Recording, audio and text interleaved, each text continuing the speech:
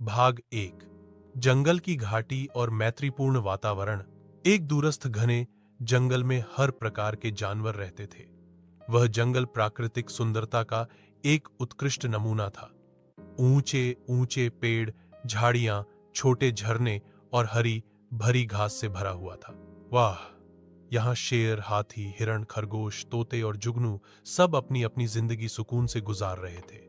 इसी जंगल के एक किनारे पर एक पुराना बरगद का पेड़ था, जिसकी शाखाएं दूर दूर तक फैली हुई थीं। इस पेड़ पर एक मुर्गा आता था। इस मुर्गे का नाम चकौरा था। चकौरा बहुत खुशमिजाज, होशियार और अक्लमंद मुर्गा था। हर सुबह सूरज निकलने से पहले वह बुलंद आवाज में बांग देता, जिससे जंगल के सभी जानवर जाग जाते और अपनी रोजमर्रा की जिंदगी शुरू करते हैं। चकोरा की आवाज इतनी दिलकश थी कि दूसरे जानवर भी उसकी तारीफ करते। वह अकेला रहता था, लेकिन बहुत हंसमुख था। इसी जंगल में एक कुत्ता भी रहता था। उसका नाम शेरू था। शेरू ताकतवर और बहादुर था। वह हमेशा जंगल के कमोर जानवरों की मदद करता और गुल्म के इला खंगा हो जाता। चकोरा और शेरू की आपस में बहुत अच्छी दोस्ती थी। जब कभी मुर्गा किसी मुश्किल में फंस जाता, शेरू उसकी मदद के लिए आ जाता। भाग दो लोमो इकी आमिद। एक दिन जंगल में एक चालाक और मक्कार लोमड़ी आ बसी। उसका नाम चमेली था। चमेली की फितरत में धोखा देना, झूठ बोलना और कमजोरों का शिकार करना शामिल था। वह जंगल में अपनी चालाकियों की वजह से जानी जाती थी। जहां भी जाती वहां फसाद मचाती और जानवरों को आपस में लड़ा देती। चमेली जंगल में नई नई आई थी और खाने की तलाश में भटक रही थी। कई दिनों की भूख से उसका बुरा हाल था। अचानक उसकी नजर इस पर तब रानी बरगद के पेड़ पर पड़ी, जहां चकौरा मजे से बांग दे रहा था। चमेली के मुंह में पानी आ गया। उसने सोचा, अगर यह मोटा ताजा मुर्गा मेरे हाथ लग जाए तो मजे से पेट भरकर खाऊं।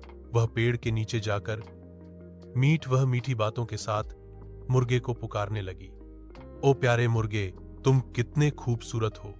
तुम्हारी आवाज इतनी दिलकश है कि मेरा दिल बाग बाग हो गया।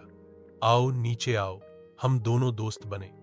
मैं तुम्हारे लिए मजेदार फल लाई हूं। भाग 3। मुर्गे की चतुराई। चकोरा चूंकि बहुत बुद्धिमान था, उसने लोमड़ी की चालाकी तुरंत भांप ली। उसने सोचा कि इस मक्कार लोमड़ी से चतुराई से निपटना होगा।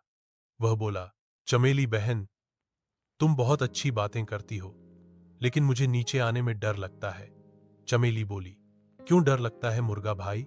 मैं तो तुम्हारी दोस्त बनने आई हूं। चकोरा मुस्कुराया और बोला, चमेली बहन, मैं भी तुमसे दोस्ती करना चाहता हूं, लेकिन अरे मेरा दोस्त कुत्ता शेरू आ रहा है।